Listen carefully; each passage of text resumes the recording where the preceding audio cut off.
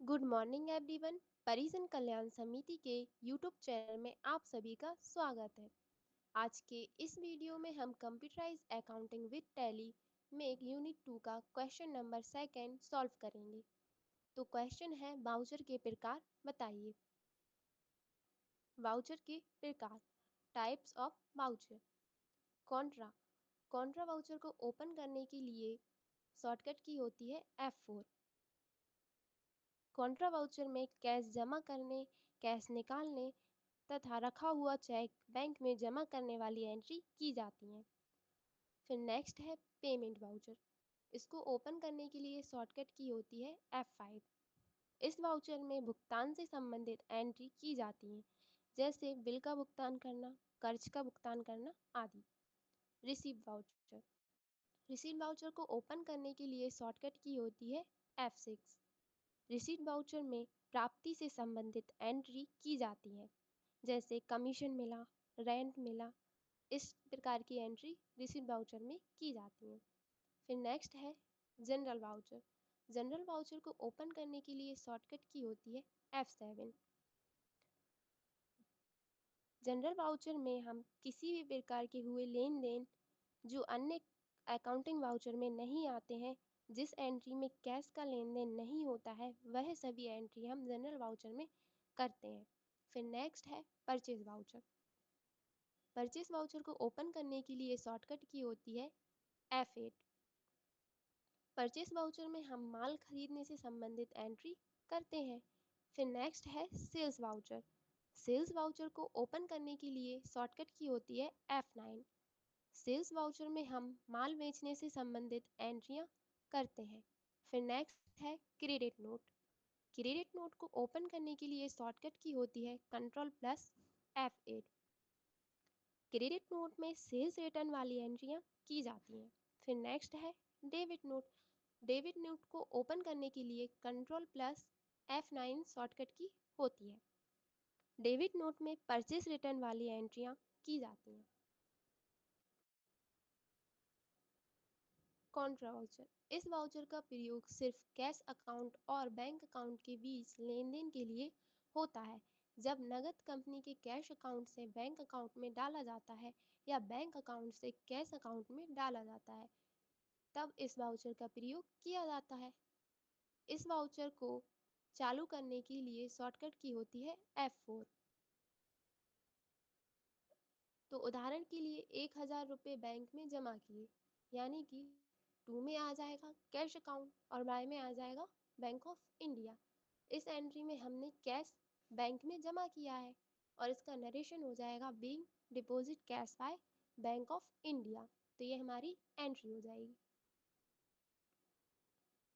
फिर नेक्स्ट है payment voucher.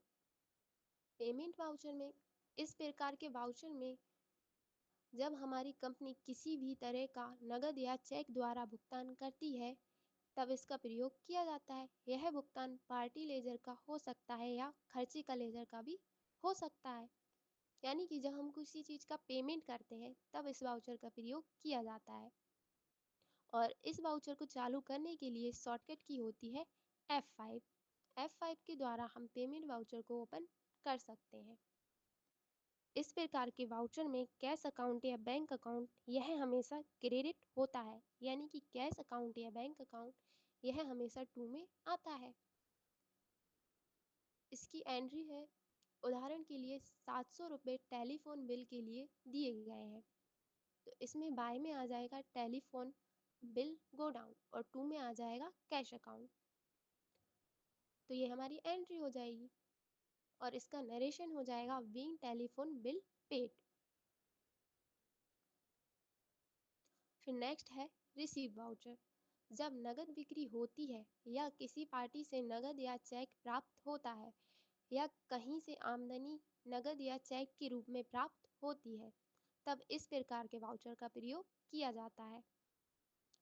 इस प्रकार के वाउचर में कैश या बैंक अकाउंट यह हमेशा डेबिट होता है, यानी कि कैश या बैंक अकाउंट यह हमेशा टू में आता है। और इस प्रकार के वाउचर को चालू करने के लिए शॉर्टकट की होती है F5। F5 के द्वारा हम रिसीट वाउचर को ओपन कर सकते हैं। अब इसकी एंट्री देख लेते हैं। उदाहरण के लिए 3,000 रुपये की नकद प्राप्ति अक्सर कंप्यूटर से हुई है। निम्न वाउचर में हमें एक पार्टी से चेक द्वारा 3,000 रुपये प्राप्त हुए हैं। यानी कि इसकी एंट्री हो जाएगी, टू में आ जाएगा अक्षर कंप्यूटर और बाय में आ जाएगा चेक इन हैंड। तो ये हमारी एंट्री हो जाएगी और इसका नरेशन हो जाएगा बीइंग रिसीव्ड चेक। फिर नेक्स्ट है जनरल वाउचर। जनरल वाउचर का प्रयोग खातों के समायोजन के लिए किया जाता है। इस वाउचर में प्रथम जिस वाउचर को डेबिट करना है उसे सिलेक्ट करें, यानी कि जिस वाउचर को हमें बाय करना है उसे सिलेक्ट करें, तथा उसके बाद जिस वाउचर को क्रेडिट करना है उसे सिलेक्ट करें, यानी कि जिस वाउचर को टू करना है उसे सिलेक्ट करें। इस वाउचर में कैश या बैंक अकाउंट का प्रयोग नहीं किया जाता है, यानी कि जनरल वाउचर में हम कैश या बैंक अकाउंट का प्रयोग नहीं करते हैं। अब इसकी एंट्री देख लेते हैं। उदाहरण के लिए 5,000 रुपये का माल नमूने में दिया, तो इसकी एंट्री हो जाएगी बाय में सैंपल अकाउंट और टू में परचेस अकाउंट। तो ये हमारी एंट्री हो जाएगी और नरेशन आप लिख सकते हैं बीइंग सैंपल पेड। इसके बाद नेक्स्ट है सेल्स वाउचर।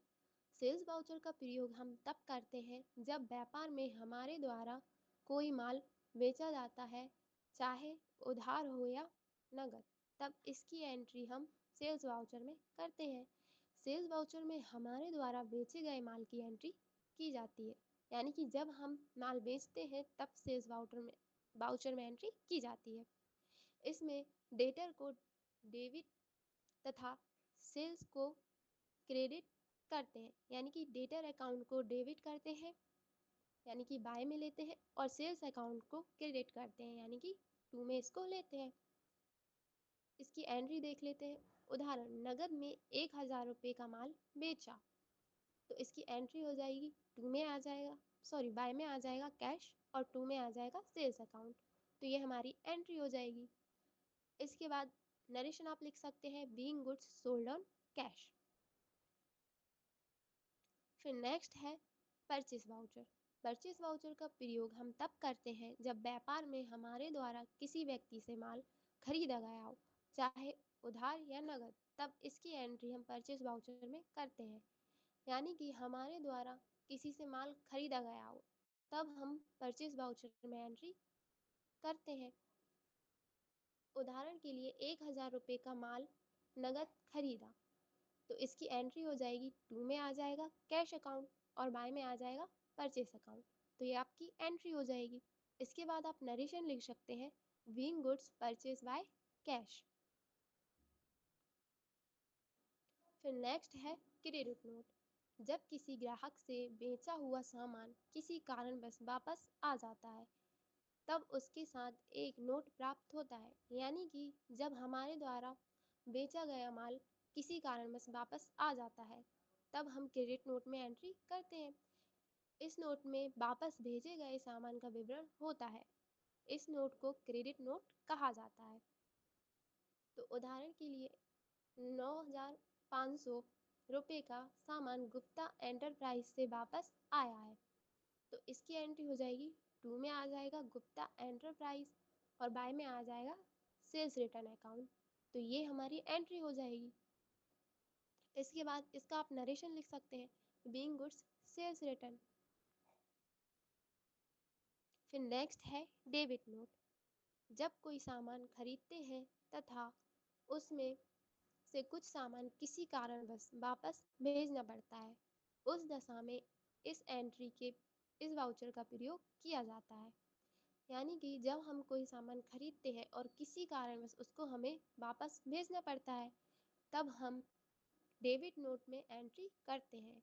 उदाहरण के लिए 15,000 रुपये का सामान इलेक्ट्रोट्रेड कंपनी को वापस भेजा है, तो इसकी एंट्री हो जाएगी, बाय में आ जाएगा इलेक्ट्रोट्रेड कंपनी और टू में आ जाएगा परचेस रिटर्न अकाउंट। तो ये हमारी एंट्री हो जाएगी और नरेशन आप लिख सकते हैं being goods purchase return. Thank you for watching this video.